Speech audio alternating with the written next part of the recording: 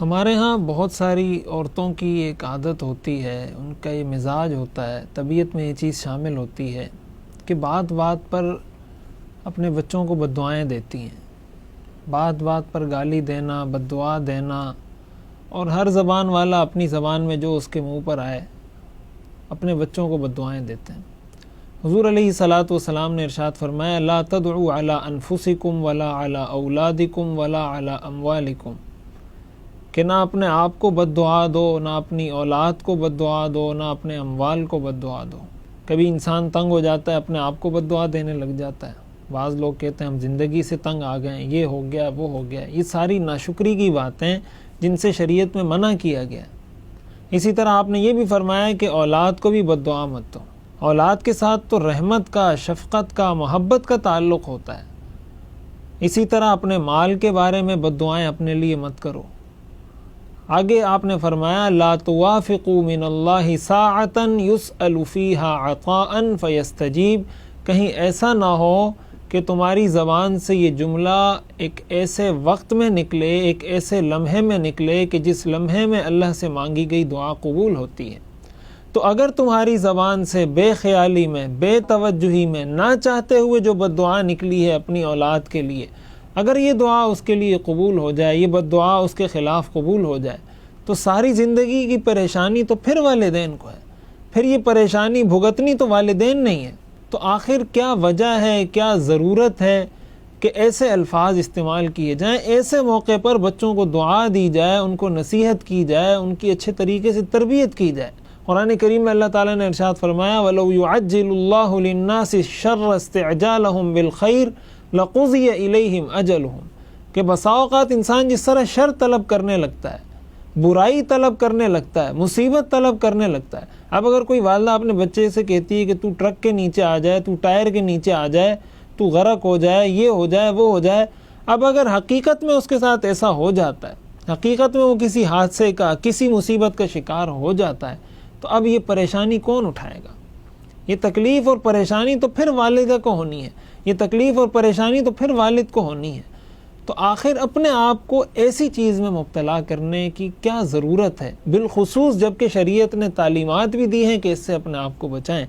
تو یہ جو ہمارے معاشرے میں چیز پائی جاتی ہے، ایک تو اس سے اولاد کی تربیت پر بہت منفی اثر پڑتا ہے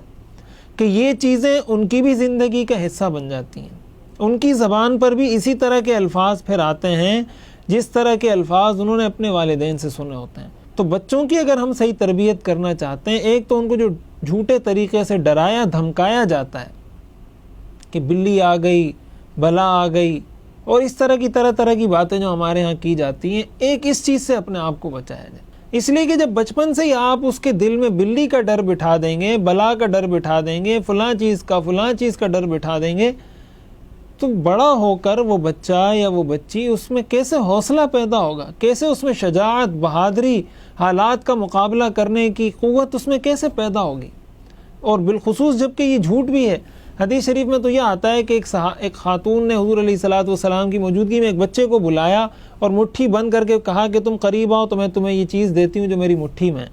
حضور علیہ الصلاۃ والسلام نے فرمایا کیا تمہاری مٹھی میں کوئی چیز ہے؟ تو انہوں نے فرمایا کہ ہاں میرے پاس ایک کھجور ہے، وہ میں اس بچے کو دے رہی ہوں۔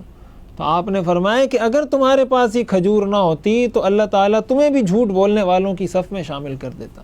تمہارا شمار بھی ان لوگوں میں ہوتا جو جھوٹ بولنے والے ہیں۔ تو جب یہ بات جھوٹ ہے، تو جب ہمارے والدین بچے کو اس طرح کی چیزوں سے ڈراتے ہیں، اس کے جہاں اور منفی اثرات ہیں معاشرتی حوالے سے اور بچے کی شخصیت پر، بچے کی ذات پر، اس کی تربیت پر اس کے جو منفی اثرات ہیں وہ تو اپنی جگہ، لیکن اس کے ساتھ ساتھ یہ جھوٹ کا گناہ بھی ہے۔ تو بچے کی تربیت میں ہمیں پوری توجہ کے ساتھ، مکمل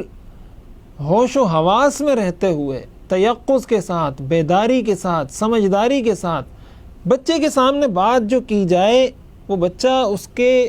دل پر وہ نقش ہو جاتی ہے۔ آج کی جدید ریسرچ یہ بتاتی ہے کہ 8 سال کی عمر میں بچے کی تربیت مکمل ہو جاتی ہے۔ تو اگر 8 سال تک بچہ یہی چیزیں سنتا رہے، انہی چیزوں سے اس کو ڈرایا جاتا رہے یا یہ بد دعائیں اس کو دی جاتی رہیں، تو ظاہر ہے بچے کی اچھی تربیت ممکن نہیں۔ اس لیے والدین اس کو باقاعدہ ایک کام سمجھیں، باقاعدہ ایک ذمہ داری سمجھیں۔ بس اس کو اسکول میں بھیج دیا، مدرسے میں بھیج دیا اور بے پرواہ ہو گئے، تو جب والدین اپنے بچوں کی صحیح تربیت نہیں کر پا رہے تو تعلیمی ادارے کہاں کریں گے؟ جب ایک گھر میں 4 بچے ہیں اور والدین ان 4 بچوں کی تربیت نہیں کر پا رہے، تو جس اسکول میں ایک کلاس میں 30 بچے ہیں، 40 بچے ہیں، مدرسے میں ایک کلاس میں 30 بچے ہیں، 40 بچے ہیں، تو اس درجے کی تربیت کہاں ہو سکتی ہے جس درجے کی تربیت والدین کر سکیں؟ تو اسکول میں، مدرسے میں ڈال کر یہ بے پرواہی اختیار کر لینا کہ بس اب یہ بڑے ہو جائیں گے تو پڑھ لکھ کر اور اچھے آدمی بن جائیں گے، ایسا نہیں ہوتا۔ بچے کی تربیت میں گھر کے معاشرے، گھر کے ماحول کا، والدین کی تربیت کا، والدین کے آپس کے تعلقات کا، اور والدین نے جو لینگویج، جو زبان، جو رویہ اس بچے کے ساتھ رکھا ہے، ان ساری چیزوں کا بہت عمل دخل ہوتا ہے۔ اس لیے ان ساری چیزوں کو ہمیں دیکھنا چاہیے اور ان ساری چیزوں کو سامنے رکھتے ہوئے بچوں کی تربیت کرنی چاہیے۔